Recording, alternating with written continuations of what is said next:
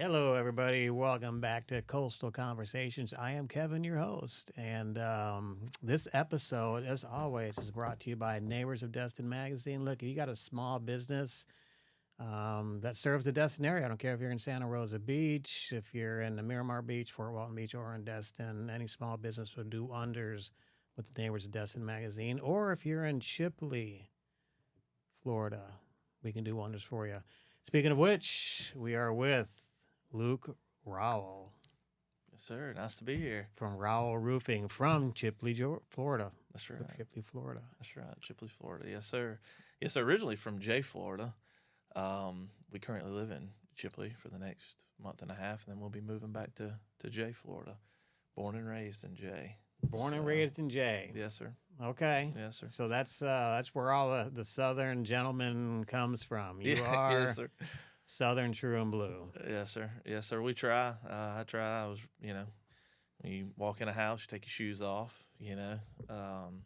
Just that Southern etiquette that I try to instill in my kids, and we got a long way to go. So,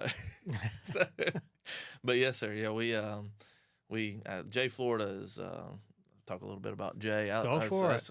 This is your. This is heart you. and gold. We are I got 26 first cousins on both sides of the family. So I had to get out of Jay to be able to find my wife. And and so Grandma always told me, said, "Hey, you might want to go to a different city and find your wife, and then you always move back if you want to." So that's what I did, and my wife's from Panama City. Got 3 beautiful kids, and so we lived kind of close to Panama City for a little while, and about 12 years, and here in about a month and a half, we're gonna move back to Jay, and so just a lot of benefits. Life kind of slows down when you get out there in the country. So, Oh, yeah. really excited about it. Really excited about it. Even the school system is kind of cool because most of my family are in the school system. So, when the kids act up, I get a personal text. Like teachers. That's right. Oh yeah, teachers. I got a cousin that's used to be the dean at the high school. Now he's just a history teacher there.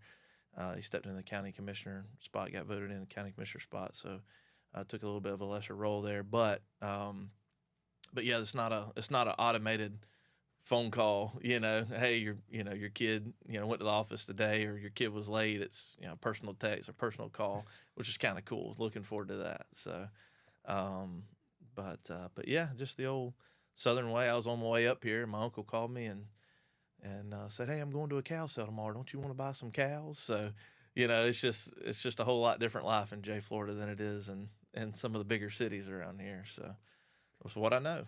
So. It's funny you mentioned the cows because I really, last time you and I spoke, you really brought out a lot of me because you brought a lot of the southernness in me. I mean, if you were to go east on I-10, passing Baldwin, McClenny, White House, all those little small towns, I've literally 500 years of heritage in that area. My grandma and my mom and dad are both buried out there. Oh wow. From the 4 acres to the Axtels to the Boyds. I mean, it's just ton. My grandma had, there was 13 brothers and sisters in her family. Okay, wow. And they're all from there, Boyds, and she was an Axtel. But, and I'm not really sure where I was going. Oh, there's the whole southern part of it and everything. Yeah, and right. I'm amazed that your life is here in the South. And so you probably were raised Southern Baptist, I'm sure, right? Yes, sir. Yes, sir. For a little Southern Baptist church in a little town outside of Jay called Berrydale. And one of my papaws was kind of one of the founders of the church way back when, little Berrydale Baptist Church. And yes, sir, that's where I was born and raised, and gave my life to the Lord there, and baptized there. And then we ended up moving to Chipley. As I was about 13 years old, and then once we moved there, my dad became a youth minister at another Southern Baptist church, and so that's how I was raised. Real, I'd say, kind of strict Southern Baptist, and then I married my wife, and she was Pentecostal, So that opened a whole new world, as far as what I was used to, and so matter of fact, the first 6 years of our marriage, 6 or 7 years of our marriage, I went to my Baptist church and she went to her Pentecostal church on Sunday mornings, and that was tough. And then she had some real bad back issues, and we had went to go to get surgery. All that was just, it was just one of those things, just repetitive every day. It was just, oh, my back. And I'd help her.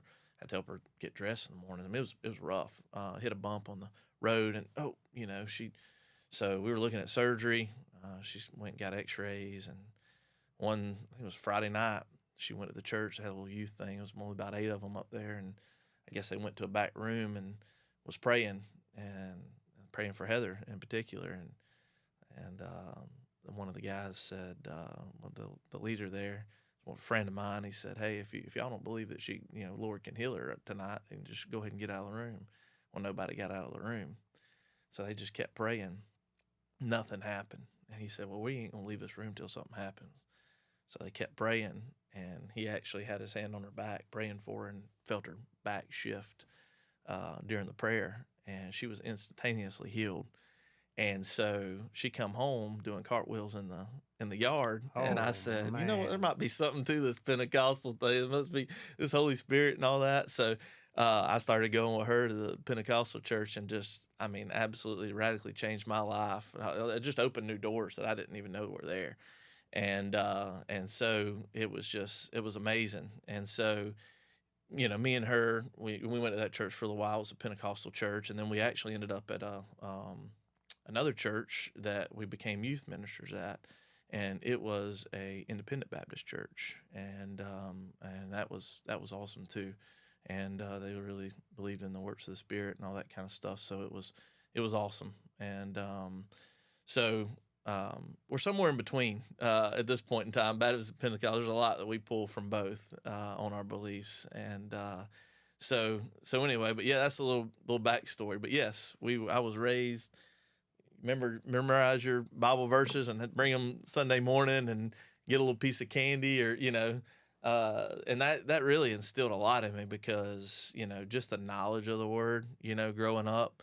I had even up until, my wife was healed and started going to Pentecost, I had a lot of knowledge, but just lacking the Spirit, what the Spirit can do, Holy Spirit in your life. And so that was it in a nutshell. So I know you opened up them can of worms, but really, where I'm at in life today, I mean, it's all the Lord, we're just stewards here of the earth, with His money is the way I look at it, and just being good stewards of it and taking care of it for us. Well, we take care of it for Him while we're down here, and then, one day it's all going to go away.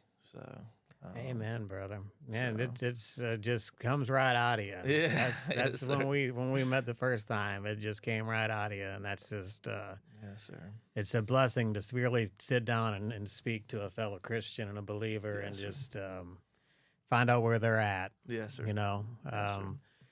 Southern Baptist was what I grew up with. My grandma was, probably up there cooking dinner for God right now, and breakfast, lunch too. It was just everything she did for the Lord. Everything that's awesome. she did. That's awesome. She's my page marker in my Bible. A picture of her. I just Wow. Grandma. I named my daughter after her. Wow. Cassie. Yes, sir. Grandma Cassie was just amazing. But she was all the brothers and sisters, the 13 of them I was talking about, all there. And I remember now what I was going with my Uncle Henson, because you'd mentioned the cows. And we're supposed to be talking about Rowell Roofing, but Yeah, I talk about that all the time. We went to an auction. A cattle auction. I'd never been to one. I was actually stayed a summer in Baldwin, Florida. Okay. I was a kid from outside of Chicago, a small little town, but I spent the summer there. Church every morning, Sunday night, Wednesday night. Dinner. I mean, this was just constant. Sundays it was get up, go to church, go home, change your clothes, go back to church, That's right. play sports with all the other kids, go home, wash up, go back to church. That's right. That's right. It was this great way. Well, we went to this cattle auction, and I remember sitting up on the little fence post and everything, and the guys, rattling off his. I couldn't even talk like an auctioneer if I tried, but all of a sudden I reached my hands like this to grab the beam above me, and the guy pointed at me and he goes, "Hey!" And my uncle like almost swatted me off of the fence. Says, "Boy, you almost bought that cow." That's good stuff. And I'll never forget that. Wow. But my Uncle Henson, my grandma's brother. Yes, sir. But that was I really that time I spent there, was probably one of the best times of my life because it taught me a lot about the Lord. It taught me a lot about God. Now, did I stray? Absolutely, everybody strayed. Yeah, that's right. Everybody's gonna find their own way. Took me a while to come back, but I did. Yes, sir. Yes, sir. Which was pretty awesome. Praise God. That's awesome. Yeah. Now I'm just down at Village Baptist and singing in the choir every Wednesday night. Yeah, I remember you telling me that. That's awesome. Yeah, they don't want me in the choir. I can't do that. But going back to that, I remember going to Frisco City, which is a little bit north of Jay. Well, my popo, he's passed now, and his pawpaw, and as a little kid, and we'd go up there to the cow sale, and it was a fun time, and apparently I learned at a young age that you get more for the cow if they got a baby in them. It kind of makes sense, right? You're buying two for one, right? So I remember asking Pawpaw, I was like, "Pawpaw, how do they know?" And he took me over there to where you walk around and look at the cows before they go out to auction, and they had this thing to close the cow in, and guy had a glove up to his shoulder, picked the tail up, and figured out if she had a baby.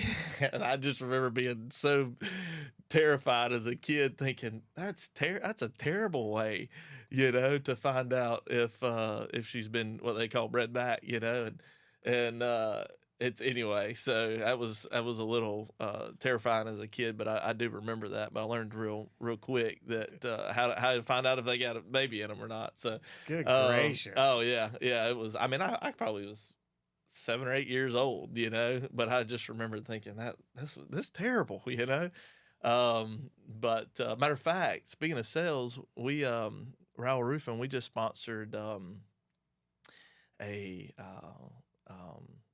a girl named Emma over in high school over in Central, and their FFA they raise hogs or pigs, and you get sponsorship, so they need somebody to sponsor them. So somebody steps in, a business or something will step in and sponsor the and pay for the pig. You tell them how much you're gonna give per pound, and they grow the pig. They learn how to do that. So Saturday we'll go to a sale, and when her pig comes out, we've got an amount that we'll bid on and buy the pig. It's a little bit of an inflated price, right? Because you're giving back, and but that's coming up this Saturday. So I hadn't been to a sale like that in a while, so it's going to relive some memories for me. Maybe not so good memories, when I went with Papa to the sale that one time. But you see a guy walking around with his glove up his arm, going, "I know where he's going." Yeah, I'm gonna take my kids to this one. I'm gonna do the opposite of what Papa Lewis did to me. I'm gonna take them away from that area where they don't have to watch that till they get a little older. But yeah, so that is kind of cool to be able to do that and give back to the community. And, are you guaranteed to get the pig? Oh yeah, well, the price that we've guaranteed is, or set, set. It's probably about double the going rate. So it's kind of cool because you can choose. You can buy the pig and be okay with the price, or you can turn around and say just resell, and then they'll resell the pig at the going rate to the people that are there to buy it. And then that difference, she gets, the girl in the FFA gets to keep that, that's nice. You see what I'm saying? Because it's like they've been working so hard to feed the pig, take care of the pig, grow the pig. And so, to be able to give back, to them is pretty cool. And they use it for their program, their chapter, buy more stuff, get, all that kind of stuff. So pretty neat. Anything to teach the kids how to earn a dollar, and if they want to get out there and put their mud boots on and work, I'm all for it. I mean, that's Young capitalist. yeah, oh yeah, that's right. That's how I learned at a young age. Popo, every grandchild got a cow, and when that cow had a baby, you went out there and helped him, do hay or whatever. And when that cow went to the sale, that was his way of giving back to the grandkids. Back then you sell a cow, you got about $450-500. Well, if you're 6 or 7 years old, and $400 or $500 back then in the '90s was a lot of money.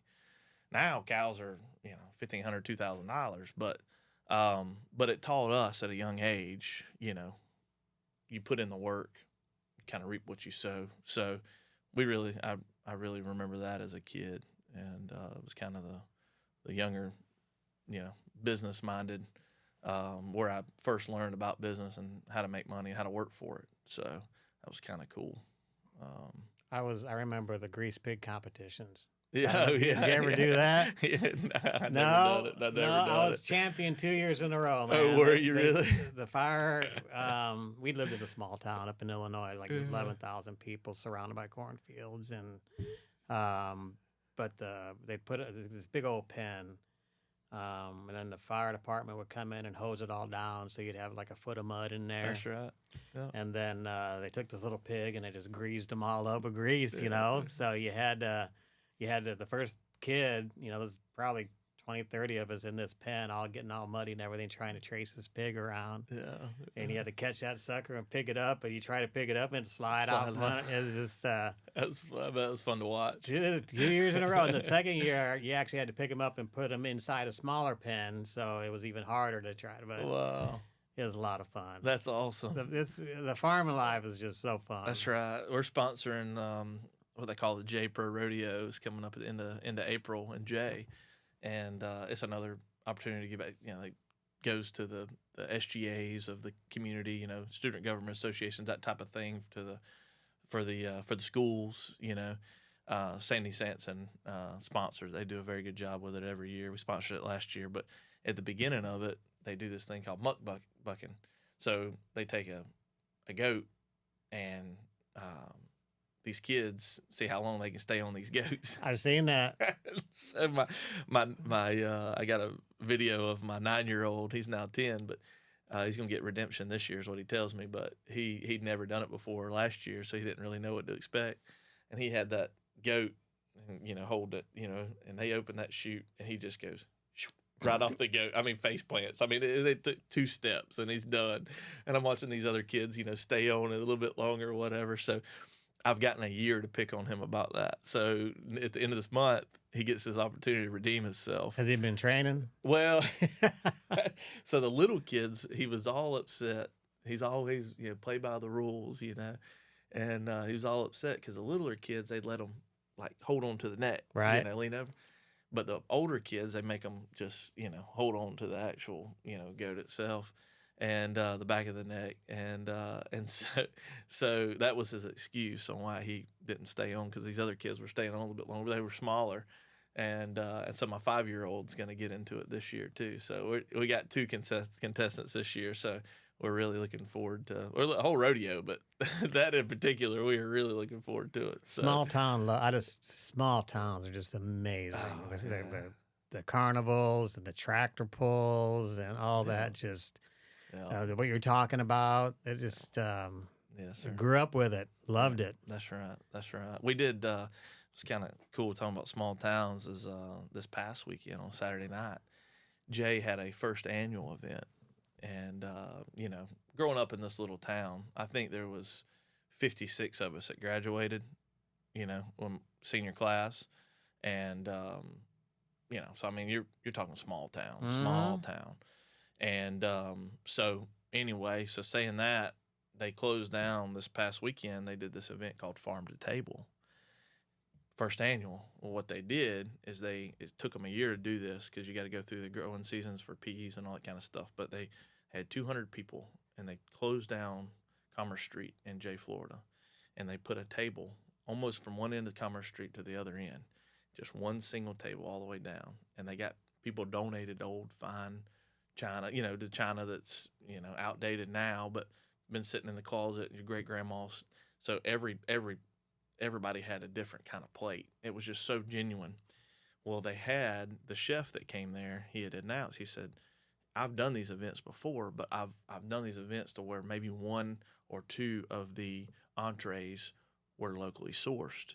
He said, "I've never done an event like this where everything, all the way down to the cheesecake, to the chicken. The chickens were grown at the school. The meat chickens were grown at the school, and that's so every part of our meal, all the way down to the collards, peas, was locally sourced from J area, and so 200 people broke bread together in the Oh, middle of it. I mean, it was like a dream. I mean, it was probably the closest thing that I feel like heaven on earth. Where you got all these people that are dining together, just good-hearted people.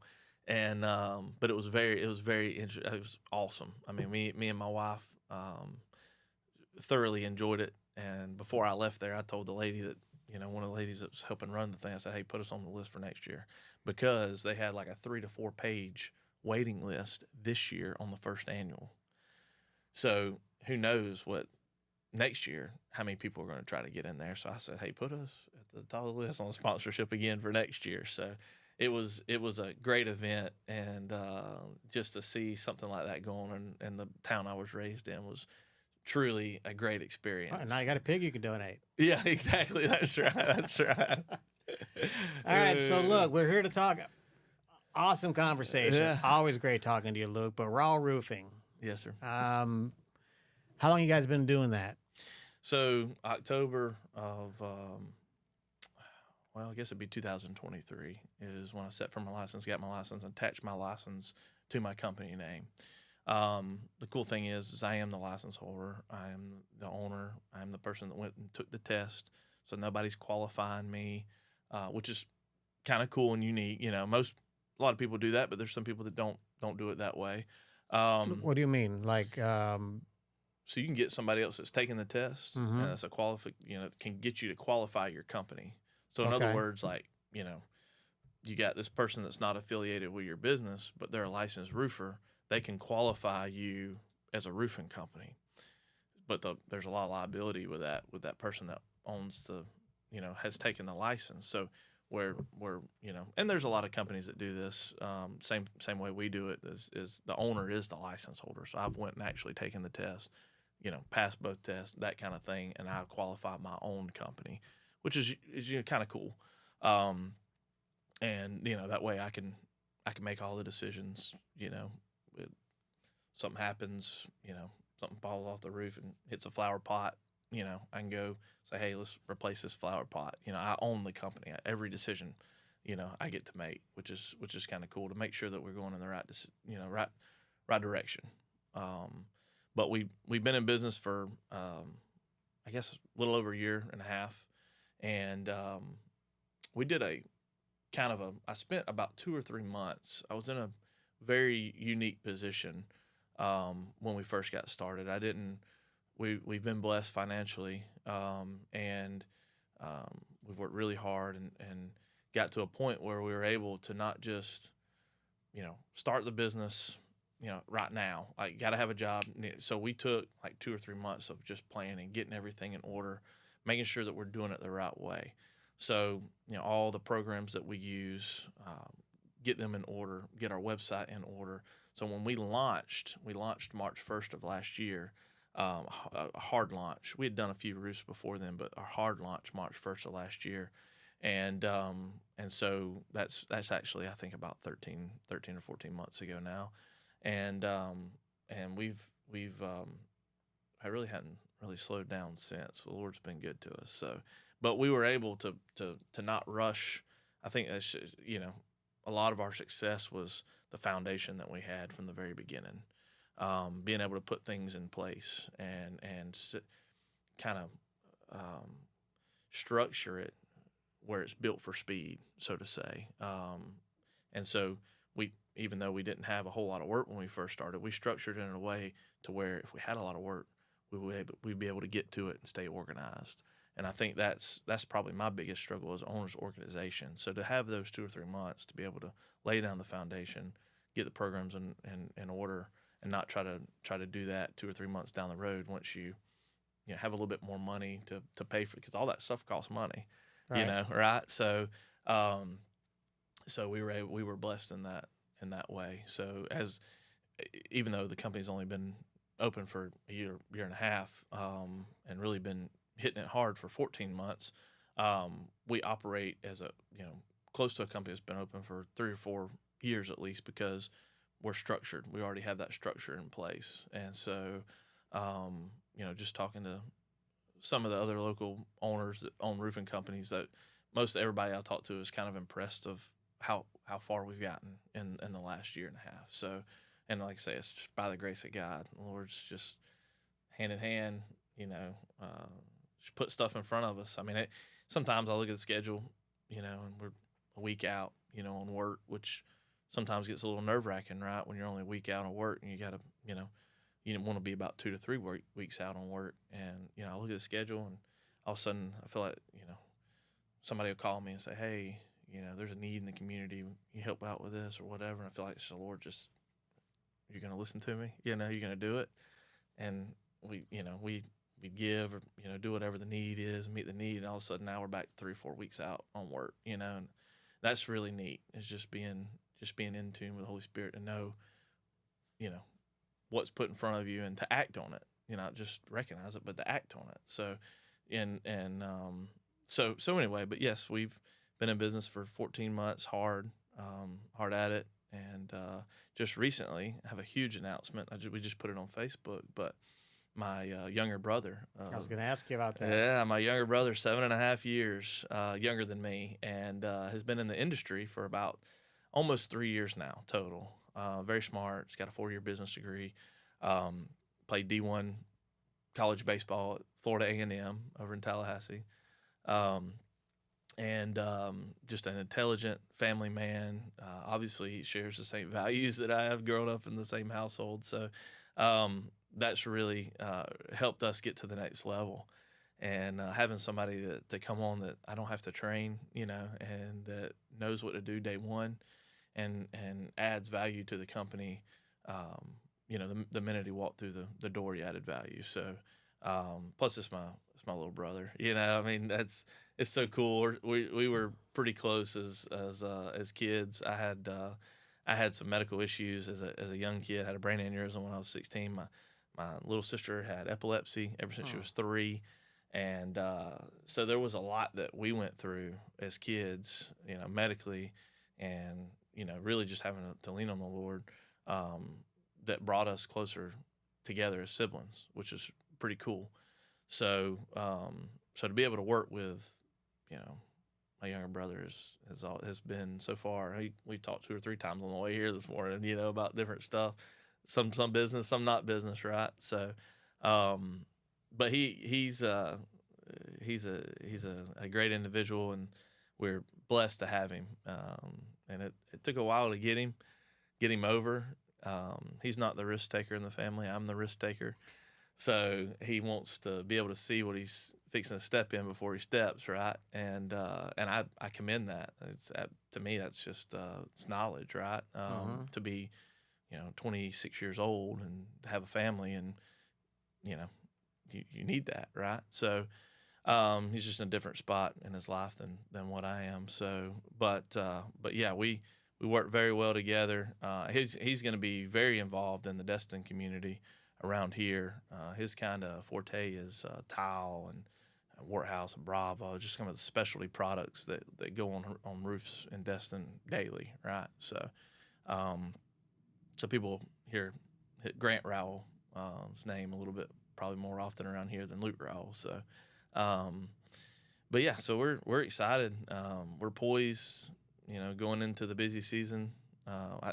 It's crazy even to say that, because our winter has been super busy, but going into the busy season for roofing, we're poised to be able to do very well. So we're excited. Why is it the busy season? What's the busy season for roofing? I thought maybe is it the rainy season? Exactly. Is it the busy season? So it's well, I hate to even say it, but we don't get a whole lot of storms in the winter, right? We get some fronts that pass through, but they don't really do a whole lot. So this time of year, as y'all can, last night, what did we get? A front come through that had some pretty decent winds. It wasn't terrible, but we have a few storms here in the spring. A lot of times that mess up roofs, and we have to go and help. And then of course, the H word starts June 1st. We're not talking We're about not talking hell, about that. folks. So We're talking about hurricanes. that's right. Yeah, that's right. Hurricanes. So hurricane season starts June 1st, which is kind of hell. Yeah, exactly. And so anyway, so it gets kind of busy, with the storms, but it is warmer too, right? And I think when people think about putting the roof on is a lot of times spring cleaning, right? They want to get the house. They're out there mowing the yard, doing the bushes. They look up and they see that their granulars or maybe a couple of tabs are missing on their shingles or their tiles cracked or something. And then that's when they call, local roofer, hey, come get an inspection. We do an inspection for you to come out, take a look at it. So I think there's a couple of areas. And the other thing too is tax time. People getting some tax refunds, right? So that project that they've put off, our average roof is $17,500 roughly. So it costs a lot of money for a roof. So people get their income tax and maybe they have a down payment for it or something like that. Starting when they get their income tax February, March. So do you finance? We do finance, yes sir.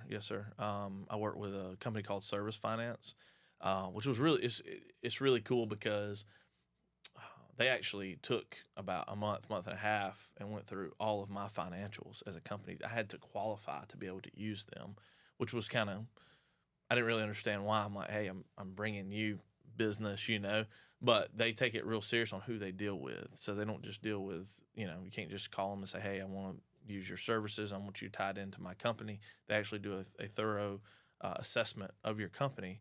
And they come through and they go through your bank account, your transactions, and you have to qualify to be able to use their services.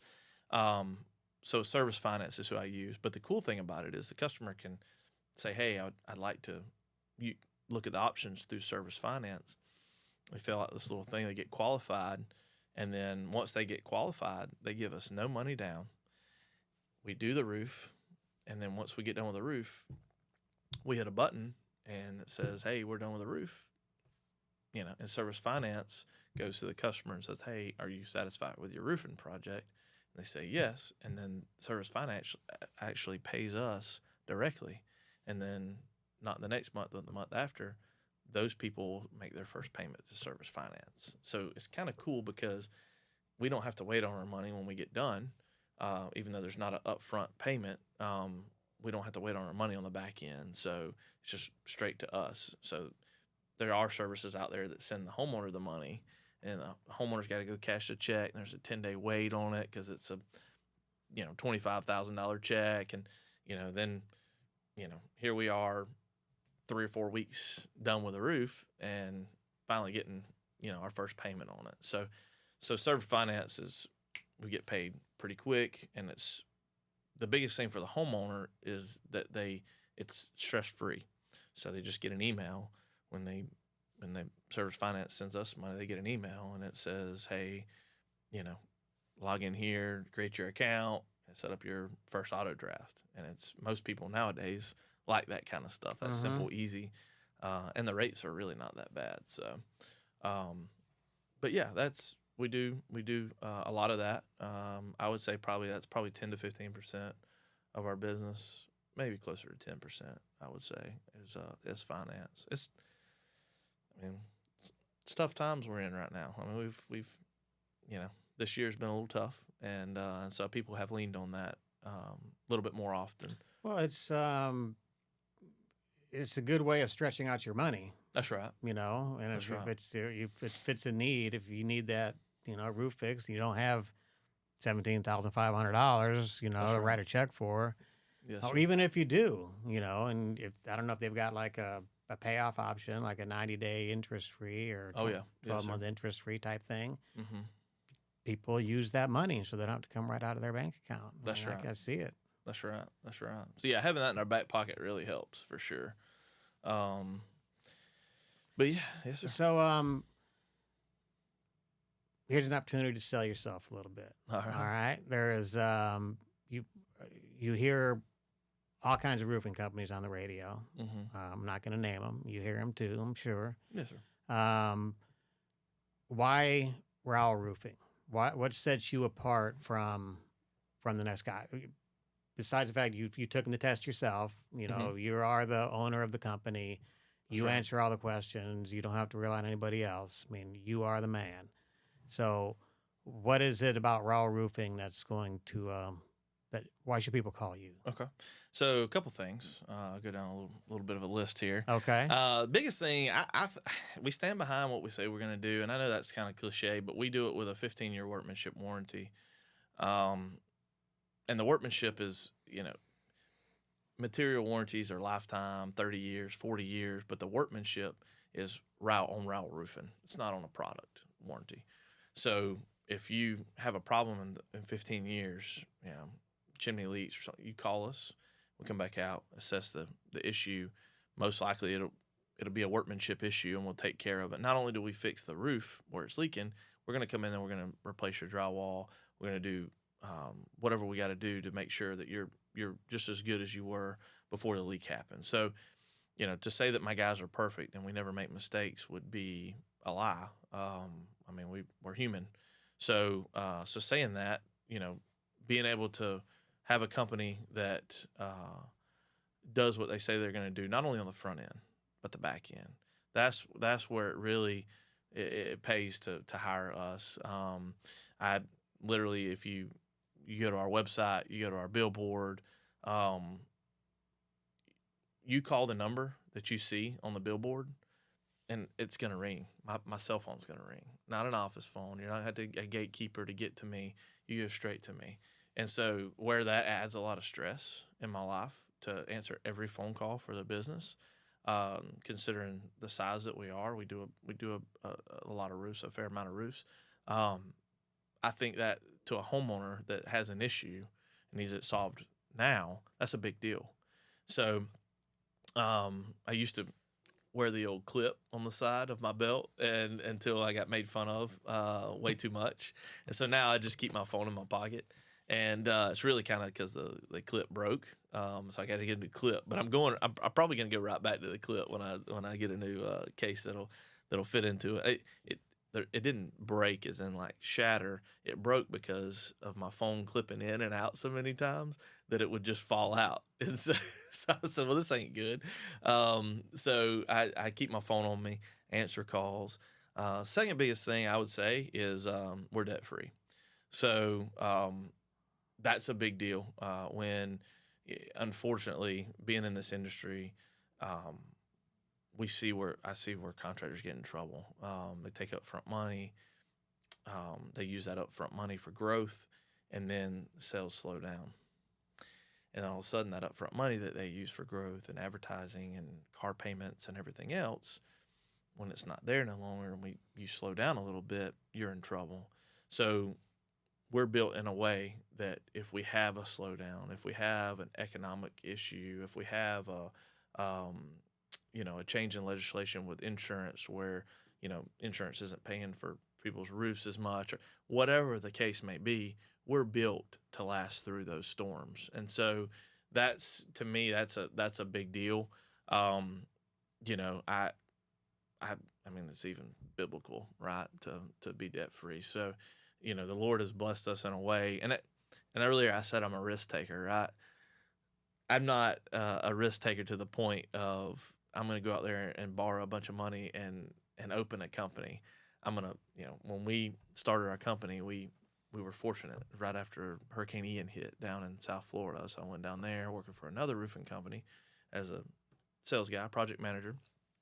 Did very well. I sold $4.5 million worth of roofs in 15 months. So a lot of money. But it's a lot of money. But we picked up. A lot of work. I pulled my kids out of school. My wife quit her job. Literally quit her job to move down there with me, so we can chase this dream, right? So we went down there with a mindset of let's come back with some acorns. Let's store some acorns up, The first time I said acorns, it was perfect. The second time, I don't know if you noticed that my Southern hospitality kind of twang just kind I of, wasn't gonna say it. yeah, yeah. So anyway, so we stored up, and so when we came back, we were able to open up the company debt free. So to me, that's a big deal. I don't know the statistics on that with other roofing companies. You know, if they're debt free, if they use borrowed money, I don't know. But I know Rowell Roofing and how we operate, and so anyway, so that's a big deal in itself. Well, you got nothing but 5-star reviews. Yes, sir. People do love what you do. You got to get more reviews. Yeah, that's right. That's right. And work on that. Oh yeah, yes, sir. But we're gonna have to get off here. Just how do people get a hold of you? Where can they find you at? Hours of operation? Anything you want to say? Yeah, yes, sir. Real quick, I'll take just a couple minutes left. Sure. We got a brick and mortar office in Jay, Florida, Mm-hmm. and it's you can look it up on Google. 13333 Highway 89, Jay, Florida, and our phone number is 850-348-3108.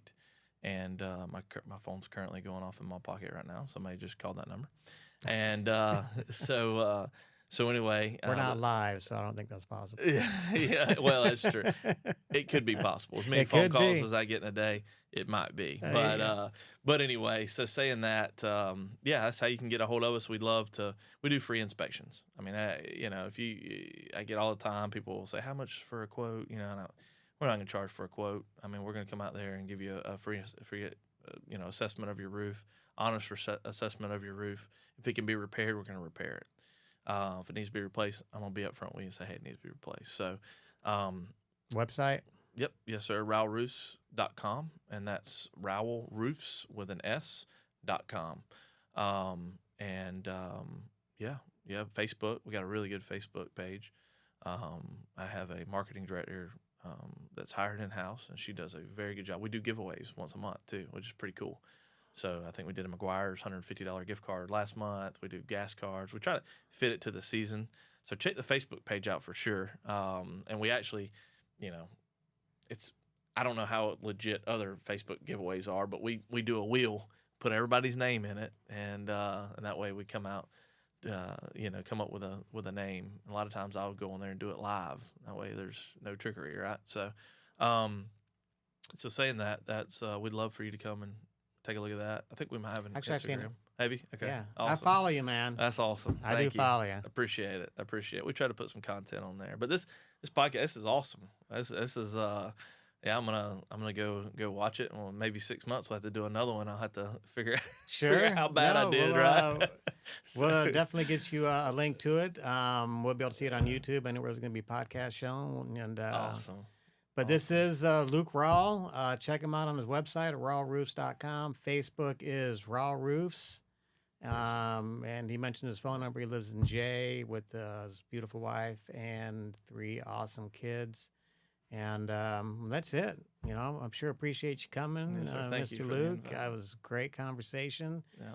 And Yes, I enjoyed it. That's I enjoyed right. it. That's right. Anytime you want to talk about the country again, just invite me back. We'll do it again. No, that's awesome. That's great. So I yes, sir. appreciate you coming. Thank you, y'all. buddy. Yes, sir. Thank you.